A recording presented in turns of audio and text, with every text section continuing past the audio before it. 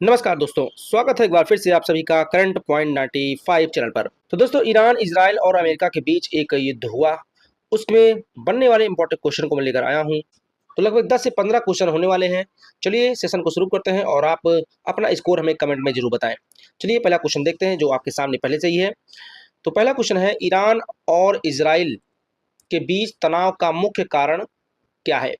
तो दोस्तों, आप इस क्वेश्चन को देख रहे हैं, ईरान और इजराइल के बीच तनाव का मुख्य कारण क्या है? तो पहला क्वेश्चन बहुत ही इंपॉर्टेंट है, इसको तो आप याद जरूर रखिए। तो इस क्वेश्चन का अब हम विकल्प पढ़ते हैं। पहला है व्यापार विवाद, दूसरा है परमाणु कार्यक्रम, तीसरा है खेल प्रतियोगिता और चौथा है जल विवाद। तो ईरान और इजराइल के बीच जो तनाव का मुख्य कारण है वह है, इस क्वेश्चन का आंसर आप लोग हमें कमेंट में बताइए अगर जानते हैं तो, नहीं तो चलिए मैं आपको बताने वाला हूं। तो इस क्वेश्चन का आंसर है परमाणु कार्यक्रम। तो परमाणु कार्यक्रम ही ईरान के द्वारा लगातार परमाणु कार्यक्रम यूरेनियम वगैरह इकट्ठा किया जा रहा था। इसराइल को शक है कहीं ईरान उसके ऊपर हमला ना कर दे। ये है इसराइल, यहाँ पर है ईरान। तो ईरान को लगता है कि इसराइल को लगता है कि ईरान कहीं ना कहीं परमाणु हथियार बना रहा है, उसकी अस्मिता पर बड़ा हमला भविष्य में हो सकता है। चलिए बढ़ते हैं क्वेश्चन नंबर 2 की ओर, जानते हैं क्वेश्चन नंबर 2 का आंसर। तो दोस्तों, क्वेश्चन नंबर 2 है, अमेरिका किस देश का प्रमुख सहयोगी है? यहाँ पर इंपॉर्टेंट क्वेश्चन है, अमेरिका किस देश का प्रमुख सहयोगी है? आप लोग इसको देखिए, अमेरिका किस देश का प्रमुख सहयोगी है? विकल्प है ईरान, इसराइल, रूस और चीन। तो आप लोगों को अगर इसका आंसर आता है तो मैं कमेंट में जरूर बताएं। तो इस क्वेश्चन का आंसर होगा ईरान, इसराइल, रूस और चीन के जो 4 विकल्प हैं, इसमें अमेरिका किस देश का प्रमुख सहयोगी है? तो आप जानते हैं कि चीन अमेरिका का सहयोगी नहीं है, रूस भी नहीं है, ईरान भी नहीं है और इसराइल पक्का मित्र है। ये हमेशा दोनों, इनकी दोस्ती बहुत घनिष्ठ संबंध है इन दोनों देशों में, और अमेरिका इसराइल की हमेशा रक्षा करता रहता है। वहीं इसराइल भी अमेरिका के हर प्रोग्राम में साथ देता रहता है। तो चलिए बढ़ते हैं क्वेश्चन नंबर 3 की ओर। क्वेश्चन नंबर 3 है, ईरान का परमाणु कार्यक्रम किस वजह से विवादित है? यहाँ पर ईरान जो है और इसका परमाणु कार्यक्रम है एक चलता है, तो किस लिए विवादित है? क्या ईरान बिजली उत्पादन करता है, या फिर वैज्ञानिक रिसर्च करता है, या परमाणु हथियार का डर है, या फिर खेती करता है? तो परमाणु कार्यक्रम का जो विवाद का मेन कारण है ईरान के, उसका मुख्य कारण है परमाणु हथियार का डर। तो ये परमाणु हथियार का डर किसको है? इसराइल को। तो इसराइल लगातार डरता रहता है जिसके पास खुद परमाणु हथियार हैं। चलिए क्वेश्चन नंबर 4 को देखते हैं। क्वेश्चन नंबर 4 कह रहा है कि प्रॉक्सी वार का मतलब क्या होता है? तो प्रॉक्सी वार ये आप एक शब्द है और कभी एग्जाम में आपके आ सकता है, आपकी जानकारी के लिए भी इसको आपको जाना चाहिए। तो प्रॉक्सी वार का मतलब आपको बताना है। इसका ऑप्शन है सीधा युद्ध, आर्थिक युद्ध, या फिर दूसरों के जरिए युद्ध, या फिर साइबर हमला। तो प्रॉक्सी वार यहाँ पर इसका आंसर होगा दूसरों के जरिए युद्ध, ये इसका आंसर होगा। ठीक है, चलिए बढ़ते हैं क्वेश्चन नंबर 5 की ओर। प्रॉक्सी वार को और आप अच्छे से समझ लीजिए, दूसरों के जरिए युद्ध होता है इसमें। चलिए क्वेश्चन नंबर 5 को देखते हैं। सॉरी, क्वेश्चन नंबर 5 हमारे पास अभी उपलब्ध नहीं है, तो क्वेश्चन नंबर 6 को देखते हैं। तो क्वेश्चन नंबर 6 है, इसराइल की सैन्य रणनीति क्या है? अब यहाँ पर आपको समझना है, हर चीज को समझना है कि युद्ध आखिर हो रहा है तो इसराइल की सैन्य रणनीति क्या है? केवल रक्षा है कि अपनी रक्षा करेगा, या फिर एयर स्ट्राइक करता है, या फिर बातचीत करता है, या फिर व्यापार करता है? 4 ऑप्शन आपके पास हैं। इस क्वेश्चन का आंसर आपको हमें कमेंट में बताना है। चलिए बताइए इसका आंसर। अब मैं आपको बताता हूँ इसराइल का जो सैन्य रणनीति है, यहाँ पर आप देख सकते हैं सैन्य रणनीति, ये है एयर स्ट्राइक की। तो इसराइल एयर स्ट्राइक पर ज़्यादा विश्वास करता है, सीधा हमला करता है इसराइल। अपने एयर स्ट्राइक के माध्यम से ही बड़े बड़े देशों, आपके आसपास जो देश हैं जैसे लेबनान और जॉर्डन, जो हिजबुल्ला के जो आतंकी हैं उन पर अटैक करता रहता है एयर स्ट्राइक करके। वहीं इसराइल ने ईरान के ऊपर भी एयर स्ट्राइक किया था। ठीक है, चलिए क्वेश्चन नंबर 6 को, क्वेश्चन नंबर 6 हो गया है, सॉरी।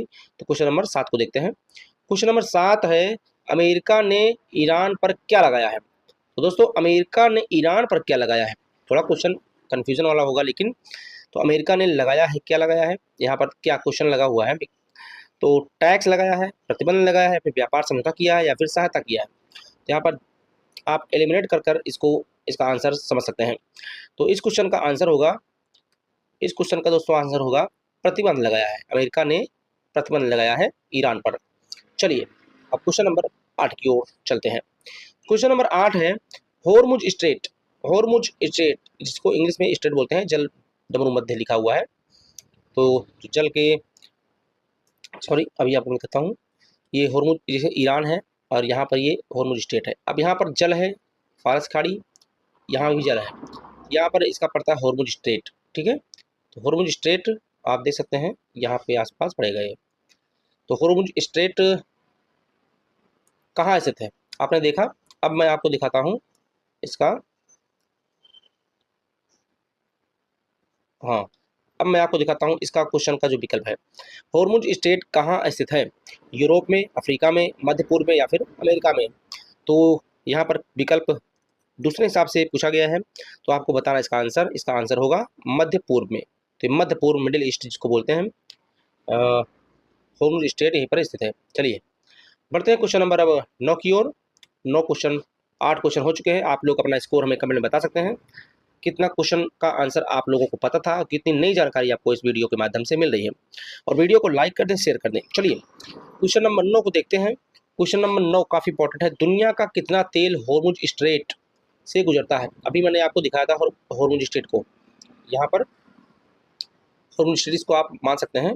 अभी ये रियल तो है नहीं, ये बोर्ड है, बोर्ड में आपको मैं समझा रहा हूँ, तो आपको सिर्फ मान लेना है कि यहाँ पर है। चलिए क्योंकि यहाँ पर जा तो सकते नहीं हम लोग वहाँ पर।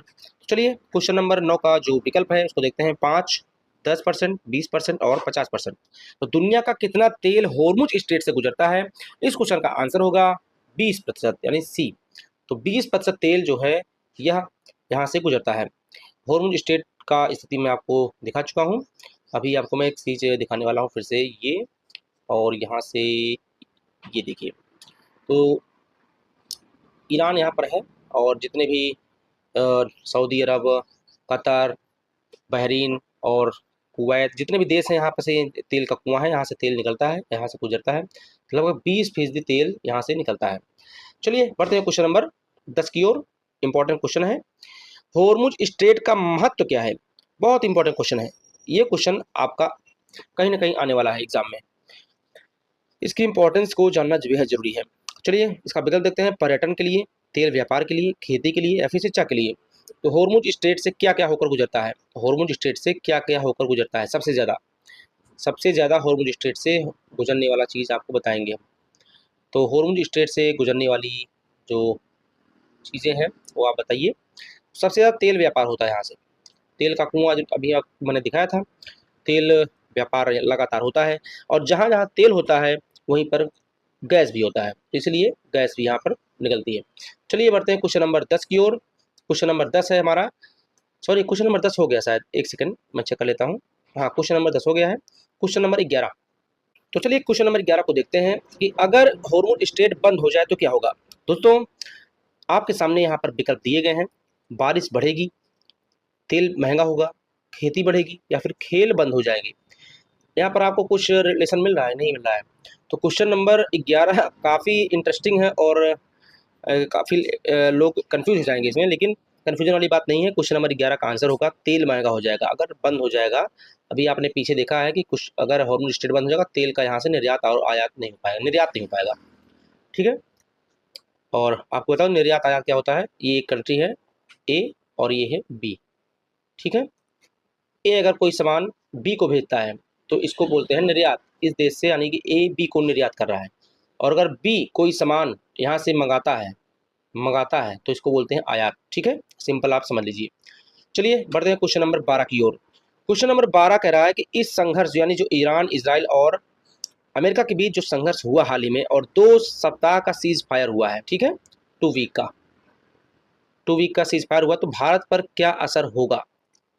फिलहाल ये क्वेश्चन, अभी इसकी कोई आवश्यकता नहीं थी, फिलहाल ये बन चुका है। इस संघर्ष का भारत पर क्या असर होगा, तेल महंगा हो जाएगा, ठीक है। चलिए बढ़ते हैं अगले क्वेश्चन की ओर। क्वेश्चन नंबर 13 कौन सा संगठन शांति बनाए रखने की कोशिश करता है, आपको देखना है, फीफा, यूएन, आईसीसी या फिर नासा। तो इस क्वेश्चन का आंसर होगा यूएन, ठीक है, यूएन, यूनाइटेड नेशन। लेकिन आज तक इसने अपने पावर को इस्तेमाल नहीं किया है। अमेरिका का यहाँ पर दबदबा है और अमेरिका जो कहता है वही यहाँ पर होता है इसका फैसला। तो ये सिर्फ सिर्फ प्रस्ताव पास करता है और इसकी अपनी कोई सेना नहीं है, तो इसलिए कुछ हस्तक्षेप भी नहीं कर पाता है। चलिए, जब हम इस पर बात करेंगे डिटेल में तो अब आपसे बताएंगे कि यूएन का महत्व और वर्तमान में इसकी स्थिति क्या है। तो चलिए क्वेश्चन नंबर 14 की ओर चलते हैं। सॉरी, तो क्वेश्चन आज के समाप्त हो चुके हैं और आप लोगों ने कितने क्वेश्चन सही किए हैं? लगभग 12 क्वेश्चन थे, ये 13 है, तो 13 में से आपने कितने क्वेश्चन सही किए आप हमें कमेंट बताएं। और वीडियो अच्छा लगे तो वीडियो को लाइक और शेयर जरूर करें और अपने इंटरेस्टिंग टॉपिक जो आपको लगता है कि आपको कुछ चीज़ समझ में नहीं आ रहा है, याद नहीं हो रहा है, हमें आप कमेंट कर सकते हैं। मैं आपकी समस्या को हल करने की पूरी कोशिश करूँगा। धन्यवाद।